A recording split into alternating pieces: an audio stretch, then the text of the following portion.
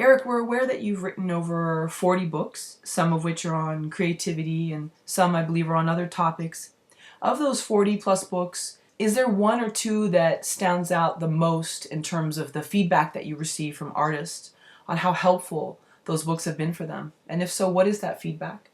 Yeah, actually, there are a couple that seem to stand out. One is the Van Gogh Blues, which is about existential sadness and the creative life.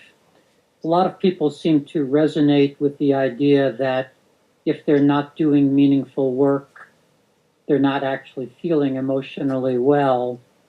And a lot of the so-called depression out there, which is a pseudo-medical sounding diagnosis, depression is really sadness and despair around not having the opportunity to do meaningful work, or if given the opportunity, how that opportunity often turns into less than meaningful work. That's certainly a Hollywood challenge where maybe you get the gig, but then so many hands stir that pot that the ultimate film doesn't feel as meaningful as it might have. So the Van Gogh Blues is one book that people seem to like, that artists seem to like. And another is a book called Coaching the Artist Within, where I go over 8 or 10 or 12, I can't quite remember, important lessons and tell some vignette stories about clients I've worked with. So I would say those are the two books that maybe I get the most feedback on. Interesting. Do you think most artists are essentially afraid of failure or afraid of success? If I had to give percentages, I would say 92% are afraid of failure and 8% are afraid of success. And those are joke numbers, of course. But Sure. mostly people are afraid of failing. Sometimes they're afraid of the kinds of work that goes with success, like interviews or paparazzi or not being able to be a sort of secluded, secretive person any longer. So there are some challenges with success that folks do sometimes worry about, but I do think that it's the fear of failure that's most prevalent. Eric, turning to your own work, I'm curious, how successful was your first book? Golly, first book. Where do we go back there?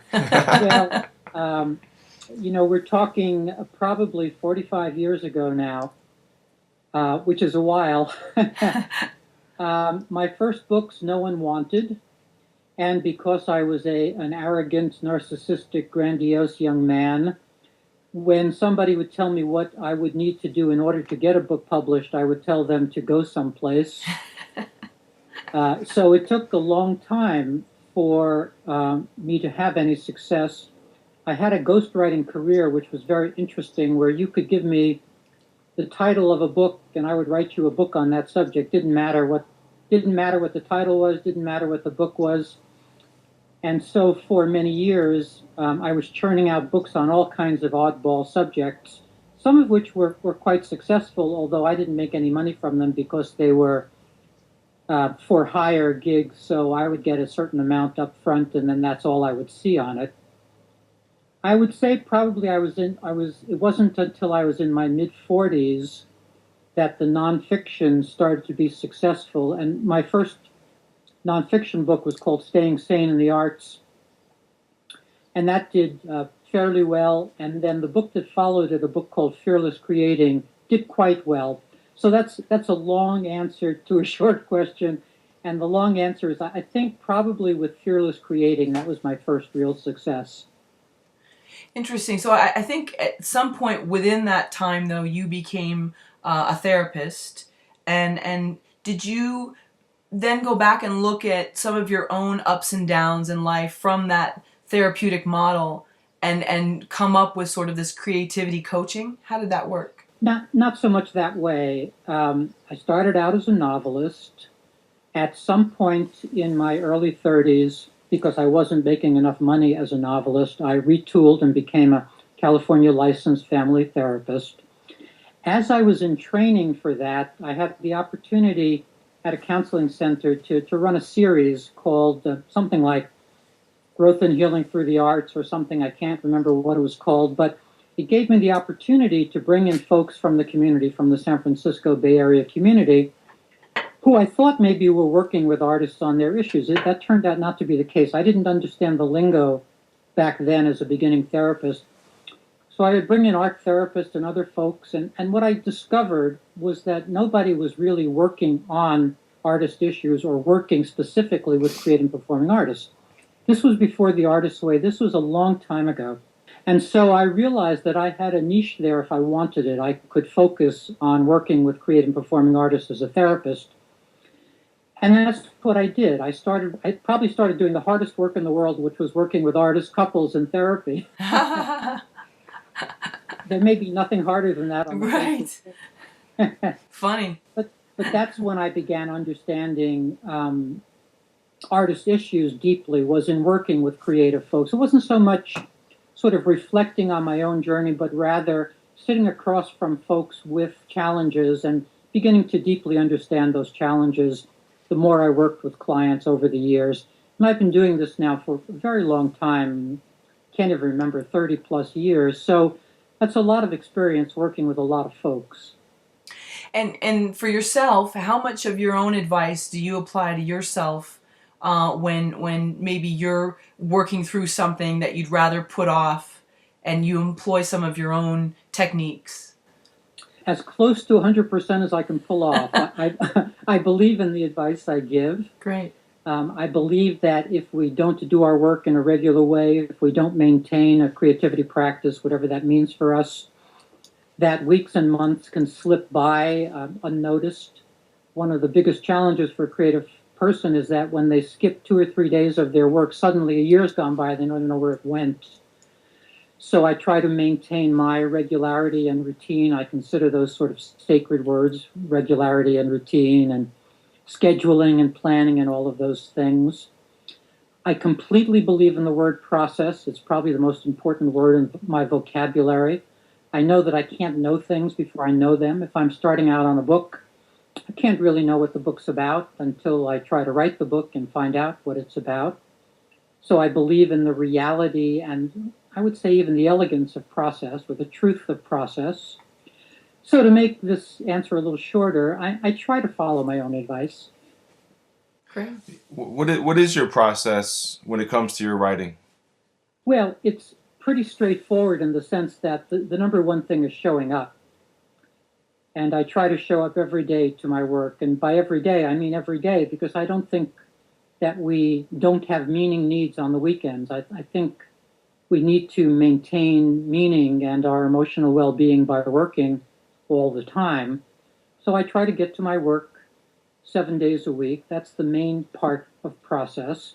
And the other main part of process is to not attach to outcomes. I'm really not worried about how the world will react to things. I'm not really worried about whether something will be wanted. I'm not in control of that. All I can do is A, my work, and then B, the marketing of my work. I do believe it's in my power to influence the reception of my work by being a smart marketer, by having and making connections, by being pleasant rather than arrogant, etc. So I believe in those two things as parts of process, namely showing up to the work and then showing up to the marketing of the work. So I want to go back to your, I think it's 2007 book, The Van Gogh Blues, and just talk a little bit more about the existential depression that you say a lot of creative people experience. And I think I'd heard you say before that a lot of it's from wanting to put out something very like culturally relevant, very life-changing for a lot of people out in the world. And sometimes that works and sometimes it doesn't. Is that right? Yeah, it's a complicated business. So let me try to tease out some headlines. Great. First of all, it's important to understand what meaning is. And for me, my understanding of what meaning is that it's a certain kind of psychological experience. It's not something objective out there. The universe has no particular purpose for us, or the universe has no particular meaning. It's more that meaning is a certain kind of psychological experience, which we can influence and try to provoke into being. And I have a lot of language around this about seizing meaning opportunities and making meaning investments. That's all by way of saying that there isn't one thing and one thing only that provokes the psychological experience of meaning in us. Creative people tend to not know that or forget that. And they often feel like it's only their creative work that can give them the experience of meaning. They don't actually have a robust enough menu of meaning opportunities. And so if their acting life isn't working or their filmmaking life isn't working, they're down, they're depressed, they're sad, maybe even despairing, because they don't have enough of the experience of meaning in their life, because they haven't realized that they have to make other kinds of meaning investments in life also, like in relationships or in service, we could name a whole array of things that also amount to meaning opportunities. So one of the, let's call it errors, mental mistakes that a creative person can make is to put all of his or her meaning eggs into the creativity basket. We have too many cases, too many instances of creative folks who have been creative, wildly creative, and still commit suicide because being creative hasn't produced enough meaning in their life. Van Gogh pops to mind, but we could name all kinds of people who have been successful at their art, but not also experiencing life as meaningful. So that's one of the headlines in the Van Gogh Blues, is that, yes, we need the experience of meaning. We need it desperately. But we don't need to only get it from our creative life. There are other places we can get it from if we begin to point ourselves in that direction. If we literally create, write out a menu of meaning opportunities and see how many different kinds, how many disparate things might produce the experience of meaning in us, then we have a better way of living our life, where we can say on a given day, well, I have no auditions today, but that doesn't mean this day is worthless. That doesn't mean this day is meaningless. I can also do A, B, and C today and create some meaning today, and I don't have to write this day off as meaningless just because I have no auditions today. Wow, that's excellent advice. Yeah, you definitely see that in Los Angeles, where people have such tunnel vision, and that's great that they live and breathe whatever it is that they're chasing, and then when that doesn't happen for them, the downs are fairly, I mean, they're really low. I don't know if you see that in the Bay Area too with some of the tech people. I mean, it's a different pursuit, but it's still, there's a creativity to all that. Have you seen that also in the tech world, where people put all of their eggs in that basket as well, and then don't find meaning in other things? Absolutely. Mm-hmm.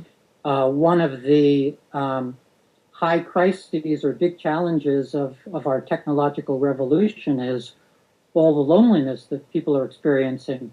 They might be texting all day and they have 5 trillion Facebook friends and 4 billion Twitter followers, and they're all lonely. So that's one of the downsides of being a creative person in the tech world, is that you can't throw yourself into the next app or the next technical problem to solve and have no life. In fact, my daughter has a book coming out and she's in the tech world, called Stop Being Lonely. Oh, nice. That's coming out in the spring. And that's her focus, is on how one can have 1,000 Facebook friends or what have you, and everybody's experiencing loneliness more significantly than ever before. So that's absolutely a challenge in the tech world. But I would say all creative people experience that particular challenge, where they don't actually end up making enough meaning from their work. Their work doesn't provide enough meaning. It may sometimes provide substantial and even amazing meaning, but it can be very intermittent. You know, if you're a performer, let's say you have 33 gigs a year, that's a lot. But that means that there are 330 days when you're not performing. And unless you're careful, those can feel like meaningless days. So whatever your art is, whether it's visual arts or writing or performing or whatever it is, these same challenges apply, of having to be smart about how to make additional meaning in addition to the meaning that you can make from your creative pursuits. Wow, that's fascinating. What if someone is so blind to their own meaningful, what if they don't know They're what going to brings drink them? a lot of scotch is what they're going to do. Right. But in terms of, like, how do they discover what does have meaning? Maybe they don't know it yet. Maybe it's still to be sort of, found, other than their creative pursuit. How do they uncover that in themselves? they let go of the language you just used. There's a paradigm shift needed from seeking meaning or finding meaning to making meaning. Ah. And you just used the language that we've used for thousands of years. It's the metaphor that most people use, the finding meaning or searching out meaning metaphor. It's time to stop with that. There's no meaning to find. There are decisions to make about life purposes. There are decisions about how we want to represent ourselves in life, what will make us proud of our efforts. So to repeat this simply, there's nothing to find, there's meaning to make. And so the activity is stopping. That's the activity. It's not searching. It's stopping everything and making decisions about what to try, what meaning opportunities to seize, what meaning investments to make, all without having any guarantees that you'll actually experience meaning from your efforts, because you can't know that beforehand. So maybe you'll want to try, volunteering at a shelter or writing a nonfiction book or whatever it might be that you might want to try in an effort to make meaning. You have to just go about and try it and see if you actually experience it as meaningful. So that's what I suggest to folks, is that there's nothing to find, nothing to search for. What you have to do is stop and think through what might work as a meaning opportunity, and then seize it, and then see if it does work. So it's like that carrot kind of dangling. Don't keep trying to find happiness and all that. Create it. But the more you try... Because, characteristically what happens if you do that is that you're a Buddhist for 2 years, and then you go back to your Judaism for 2 years, and then you eat spinach for 2 years. You keep looking for something that's going to provide meaning rather than stopping and saying there's nothing out there to search for. There are only my decisions to make about my life purposes. Wow, fascinating. Many of our Film Courage viewers of our videos or listeners of our podcasts are filmmakers or writers or actors. And one thing we definitely hear from our audience is they put so much into a film. They spend a lot of money, either their own or an investor or their family helps them. And then they get stuck around the point of distribution with the film. And it didn't either, maybe perform as well as they had wanted, or there's issues with the distributor. And some of them stay in limbo and they get stuck and they feel this burning desire to make these movies, but they're very frustrated with the process or the process beyond making the film. Can you give me any advice to our listeners on when they get to that sort of point where they've done their creative work, but then putting out in the world has really put up some walls for them? What you've described is the rule. That's the rule. The thing you just described is what usually happens. What that means is that each filmmaker has to prove the exception. They can't prove the rule. Most walks of life, all you have to do is prove the rule. If you're, working for the federal government, you have to do exactly as much as the person to the left of you and the person to the right of you, no more, no less. That's how you get along. To be a filmmaker, you have to prove the exception. So if the filmmaker to the left of you and the filmmaker to the right of you is sending out 3 emails a day to get distribution, you send out 3,000. You have to do more. And that's the headline about success, is doing everything that everybody else is doing, plus also doing exceptional things that other people are not thinking about. Ultimately, it's about the gods of whimsy, right? Ultimately, there's an element of luck involved that's unfortunate, because there's nothing anyone can do about that. That's you crossing the street and running into a famous filmmaker whom you trip, and as he's falling, he hands you a contract or something. There are all of these stories of accidents and accidental meetings and what have you, but none of that can be orchestrated. Sure. All you can do is prove the exception, and that means things like approaching more people than you may feel comfortable approaching, pestering people, going to more events, doing more things, etc. It is preposterous that we first have to work so hard on making a thing and then work so hard on selling the thing. That's preposterous. It's unfair, but the universe is not fair. And so that's what we must do. We must do all the work of making the thing and then all the work of selling it. And just to repeat myself, it would be nice, it would be pretty if there were another way, but there isn't.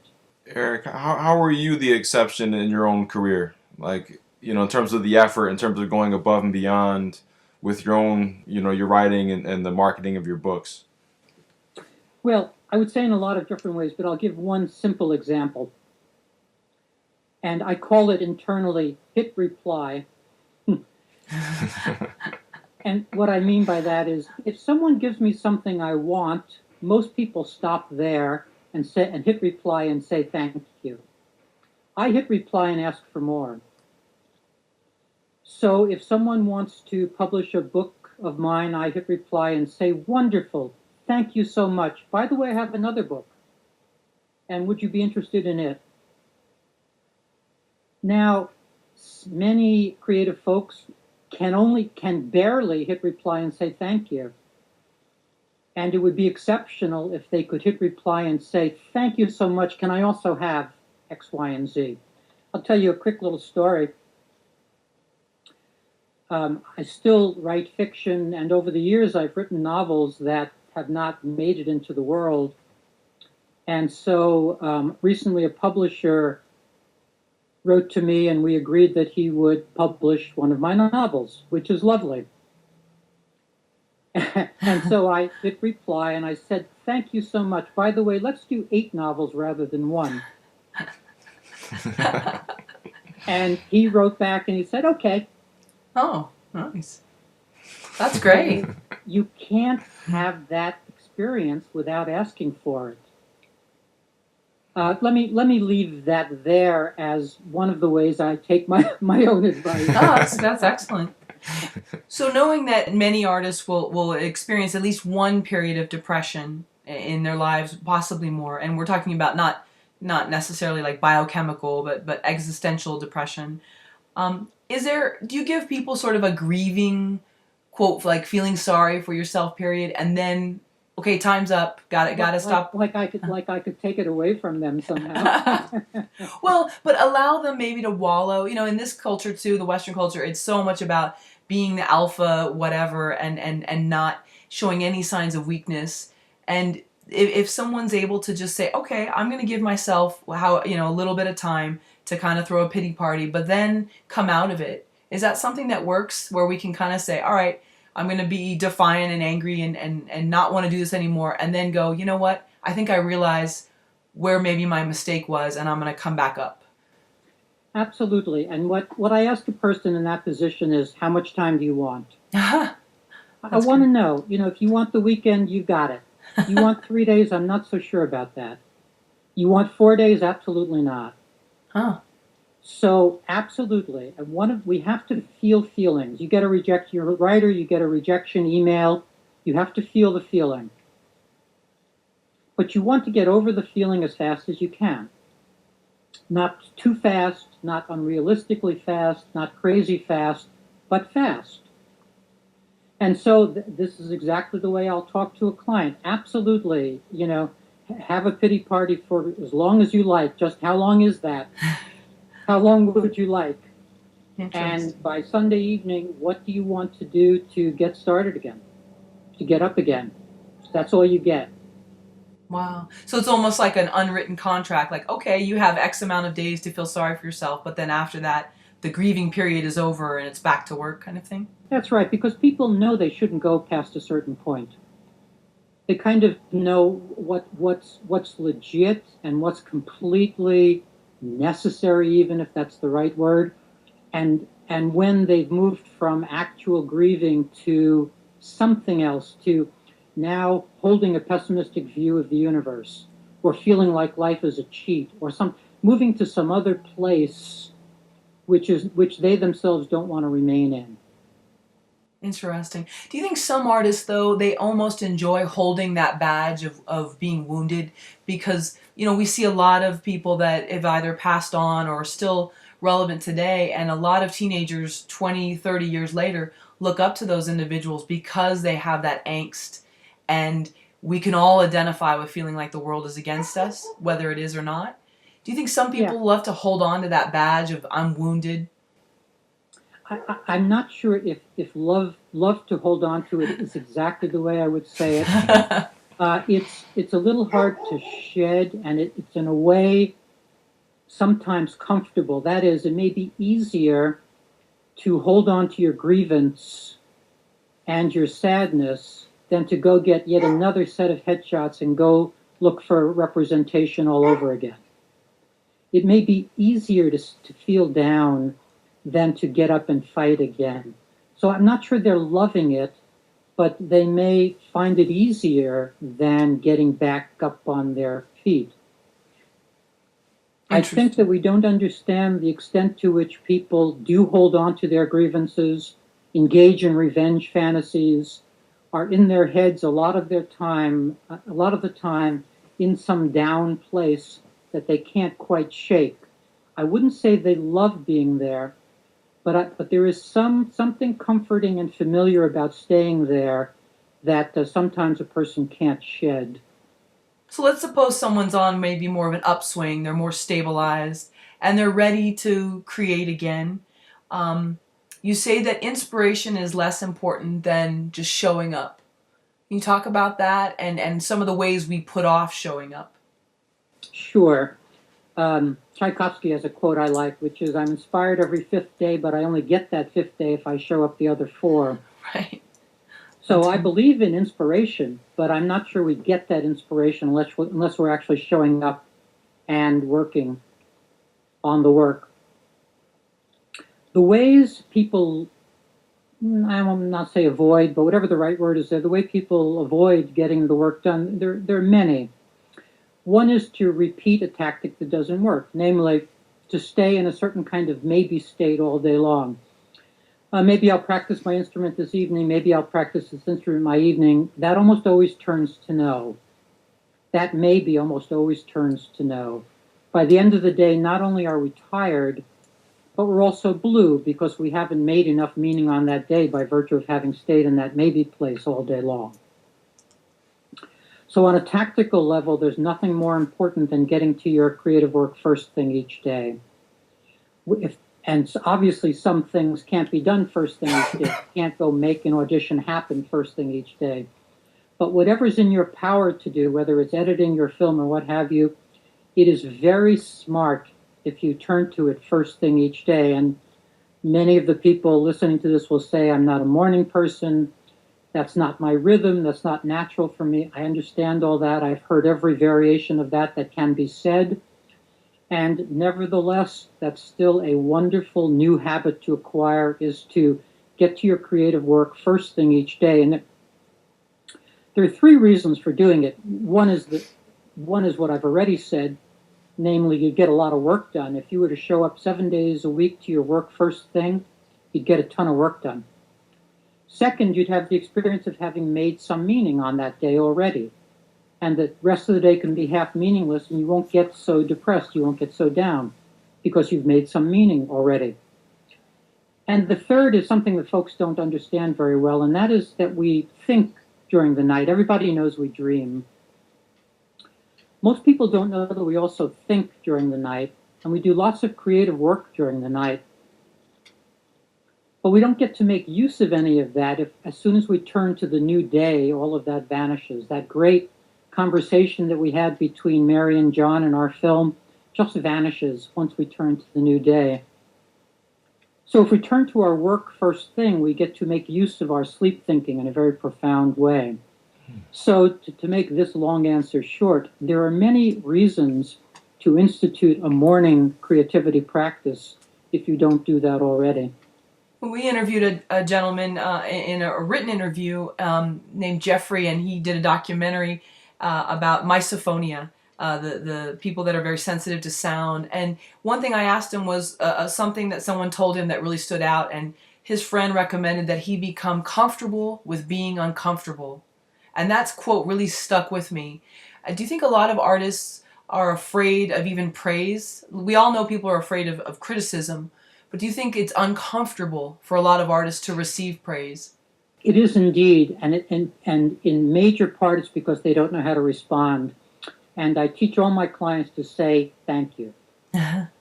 to figure out how to put a period at the end of that thank you. Most creative folks think they have to say more than that. They have to kind of recapitulate their whole life's journey or something in that moment. All you have to do is say thank you.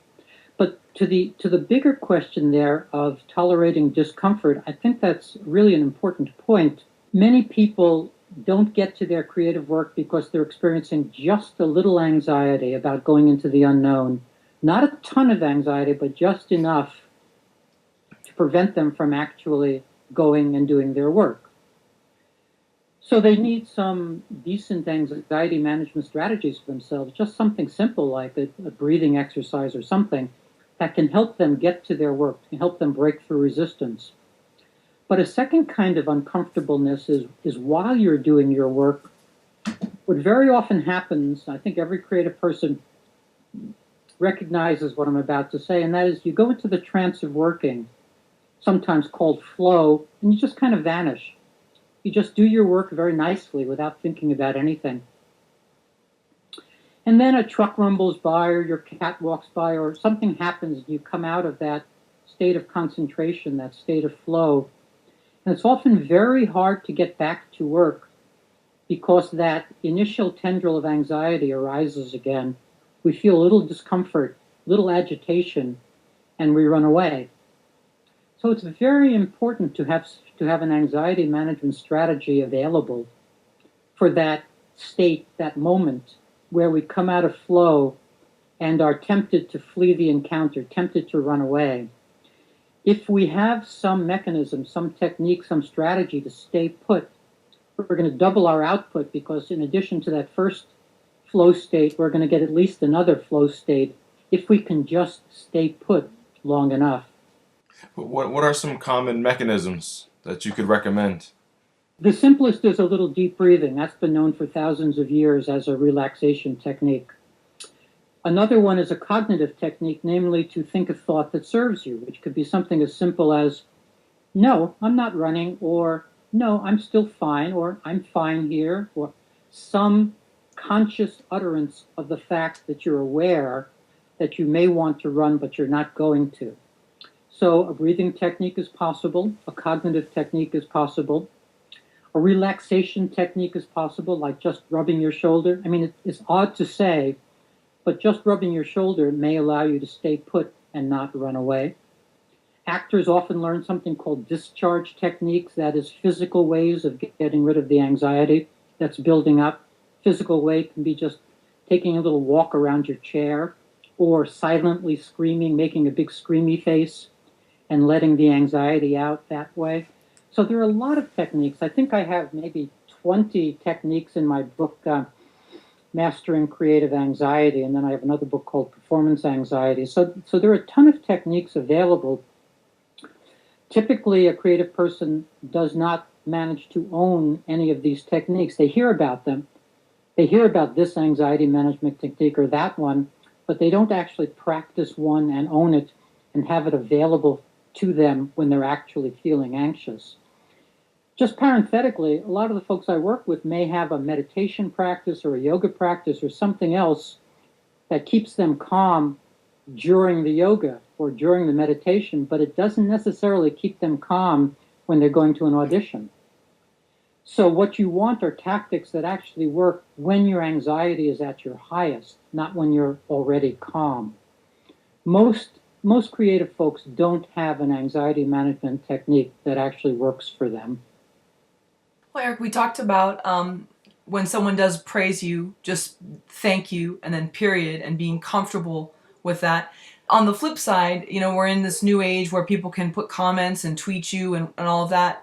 And I know back in, I think it was 2009, I watched an interview with writer John Updike, and the person called in and just flat out said, I don't like your books at all, and I think your stories, and he handled it so beautifully. He deflected it, he laughed. Yeah. How can one graciously deflect criticism? Because I know I'm sure maybe he didn't really feel that way, or maybe he did, but he did it in such a way that was so graceful that the other person really kind of showed who they were, and he remained.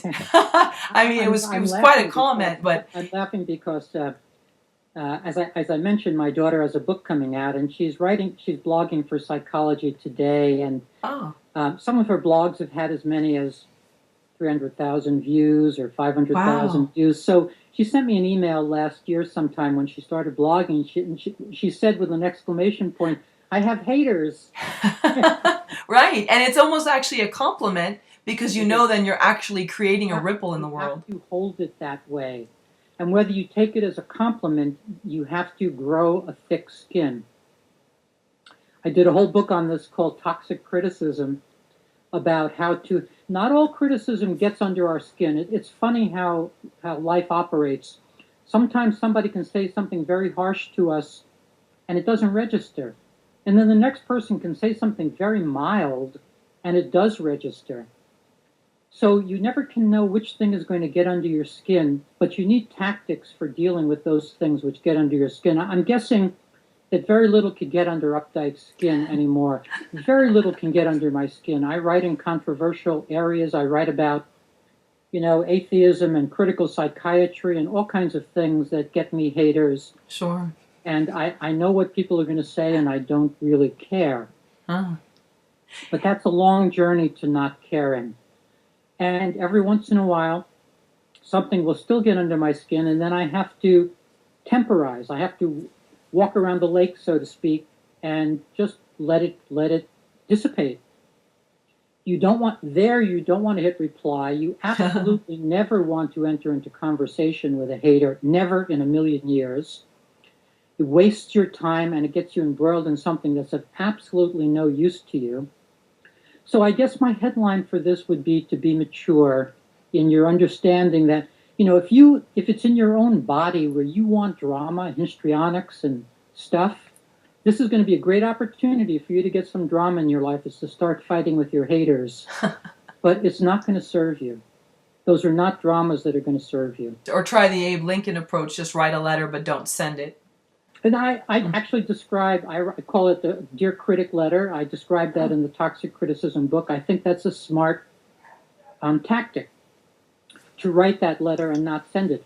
The reason I think that tactic is so wise is that there's something in the enterprise of writing that letter where in the beginning it's just one expletive deleted after another. You're just railing at the critic. But as you work on that letter, often you'll come to some realization about some truth in what the critic has said. That is, you may end up with a little bit of actual learning, a little bit of self-awareness, because not everything a critic says is wrong or mean-spirited. Sometimes critics have things to say that would be good if we could hear.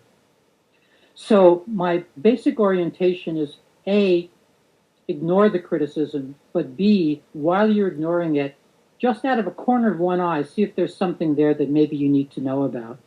Now, you've talked about the busy mind, the monkey mind, and that it prevents a lot of artists from actually creating because they're so busy thinking about what's on Twitter and oh, should I check my Facebook status, or where do I have to go to pick up this or that they don't actually quiet it to get to creating. Can you talk about how to quiet it and how we're even more distracted today than probably ever before? Yeah. Cognitive therapists have a simple 3-step procedure for doing that kind of quieting or reducing. The first is to actually hear what you say to yourself. A lot of the things that we say we only half hear or don't hear at all because we're defensive creatures, and often we don't want to even hear what we're thinking. So the first step is to actually hear our own thoughts. The second is to dispute those utterances that don't serve us, and I want to come back to that in a second. And the third is to substitute more affirmative language or more positive language. So that's pretty simple to say and actually pretty simple to do, to hear and dispute and substitute. What's harder is to get the following idea clearly in mind, and that is to only think thoughts that serve you. And by that I mean the truth or falsity of a thought isn't relevant. We get held hostage by true thoughts because we think, wow, since it's a true thought, I have to countenance it. I have to believe it since it's true. Let me give you an example. You walk into a bookstore and you say, wow, there are a lot of writers in the world. That's a true thought that doesn't serve a writer to think. It's true, but not useful. Many of the thoughts a creative person is thinking are true, but not useful. They're thinking about the competition, difficulties, what have you. If you can train yourself to say, wow, that's a true thought, but it doesn't serve me to think it, then you can really over time, you can reduce your distress a lot. And even start to extinguish those thoughts so that when you walk into a bookstore, you don't say to yourself, wow, there are a lot of writers. You say to yourself, I wonder what hasn't been covered in this bookstore that I can write about. That is, you start to think differently about life and about your life as a creative person by virtue of the fact that you're no longer thinking thoughts that don't serve you. Excellent. Eric, how much do family of origin issues play out into how an artist views his or her work? Let's say that their familiar role is one of the golden child, where they can do nothing wrong and everything's, you hear angels in the background, or the opposite, where they're the family scapegoat and nothing's ever good enough. How much does that family label place on their output and how they view their creativity? A ton. And it's not really just the label, it's the way those trauma sounds like a large word to use for these things, but I think it's a fair word. The way those early traumatic experiences still exist in our being somewhere. So if there are different kinds of examples.